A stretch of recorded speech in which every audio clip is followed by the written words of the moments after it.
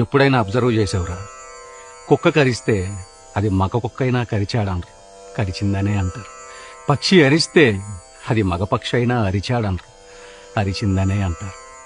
వర్షానికి జెండరే లేదు, కానీ కురిసిందనే అంటారు, కురిశాడనరు. ఉరుము ఉరిమిందంటారు, ఉరిమాడంటారు. మెరుపు మెరిసిందంటారు, మెరిశాడంటారు. కంప్యూటర్ దగ్గర నుంచి కాలీఫ్లవర్ వరకు, పారే నదుల దగ్గర నుంచి జారే జలపాతాల వరకు ప్రతిదీ స్త్రీలింగానికే సంబంధించిందిరా. ఈ భూమి మీద మగాడు ఒంటరివాడు. అంటే మనకెవరు లేరా? ఎందుకు లేరు? అందరూ అంతరిక్షంలో ఉన్నారు. సూర్యుడు, చంద్రుడు, బుధుడు, గురుడు, శుక్రుడు, అంగారకుడు.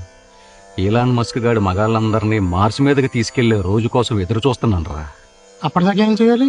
కోపాన్ని కంట్రోల్ చేసుకోవాలి, ఆహాన్ని అణిచేసుకోవాలి. బానిసగా బతకడం బ్రతుకు తెరువు చేసుకోవాలి నాయన. నేను చేసుకోను. అయితే ఏం జరుగుద్దంట? అయినా ఇందాక నుంచి నేను చూస్తున్నాను, నేను ఇటుపక్క ఉంటే నువ్వు అటుపక్క చేసి మాట్లాడతావేంటి? నేను కూడా నీలాగే కోపాన్ని కంట్రోల్ చేసుకోను అని ఎగిరెగిరి పడ్డాను రా. ఏం జరిగింది?